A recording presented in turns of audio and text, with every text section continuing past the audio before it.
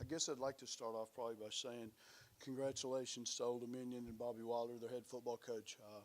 Kids played a really good game tonight.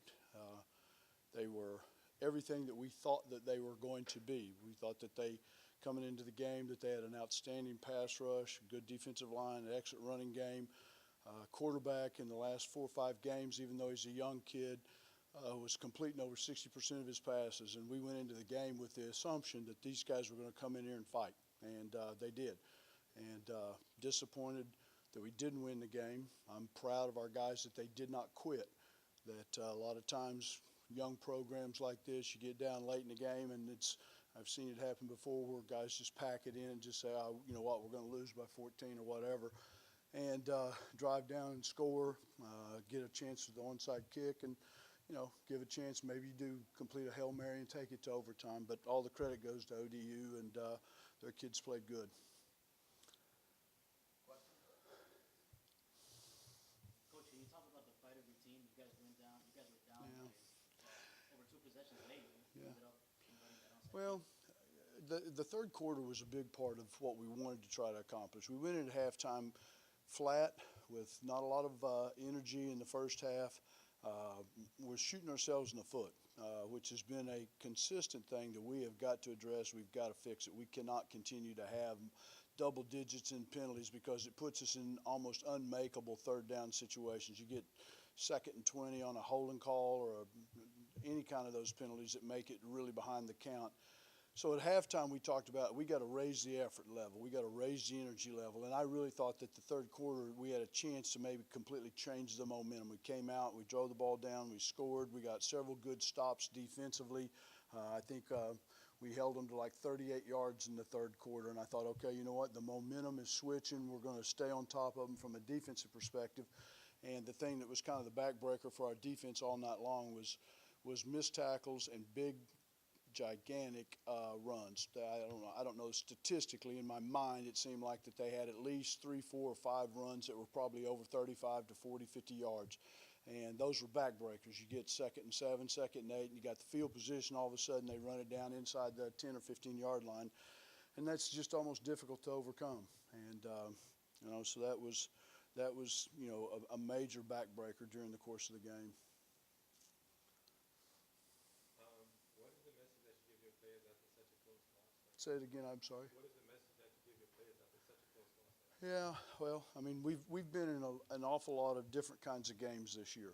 And every one of these games for this young football program is trying to learn, how do you perform and how do you play? How do you play when you're behind? How do you fight your way back into it? Because we told them at halftime it wasn't going to happen in one quarter. It wasn't going to happen in 2 or 3 possessions. It was going to take all 30 minutes, and it was going to take us to play the fourth quarter like we played the third quarter, shut the run down, eliminate the big plays, and not turn the ball over. And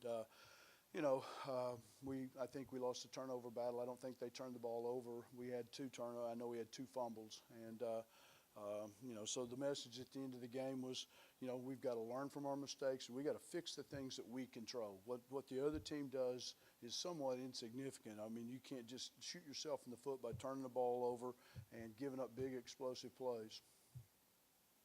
While there were some crucial mistakes made during the game, what do you say to your players for the following week? Yeah, I mean, we've tried to set the expectations of the way each of the individual kids play and the way that each phase, offense, defense, and special teams play, and we don't want to ever play below it. I mean, kids are who they are.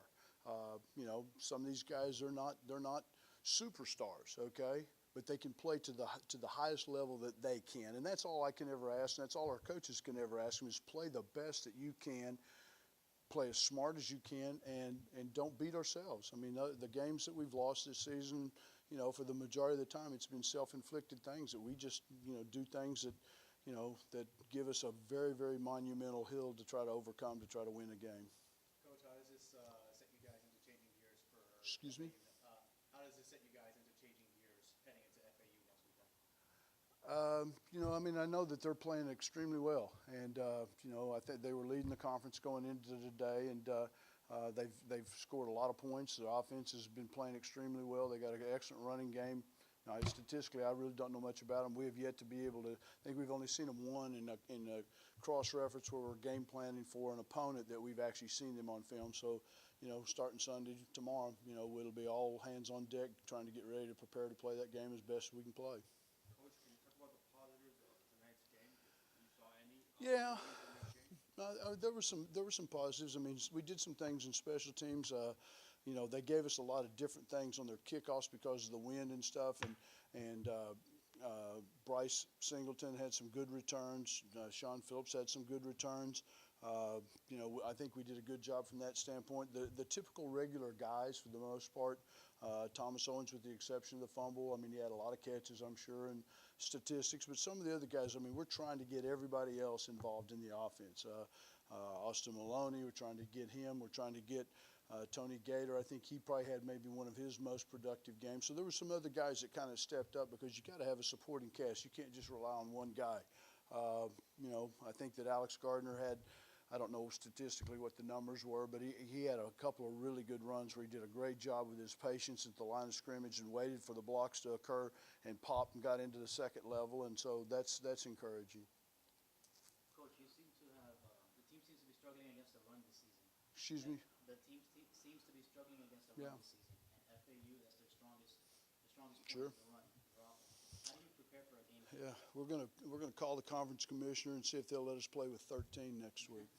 I don't know. I mean, I haven't looked at them to see how they're accomplishing all those runs. I know statistically, a couple weeks ago, I think they had 800 yards of offense against somebody. So, we'll try to, come up with some kind of a game plan that gives us the best chance to try to win the game.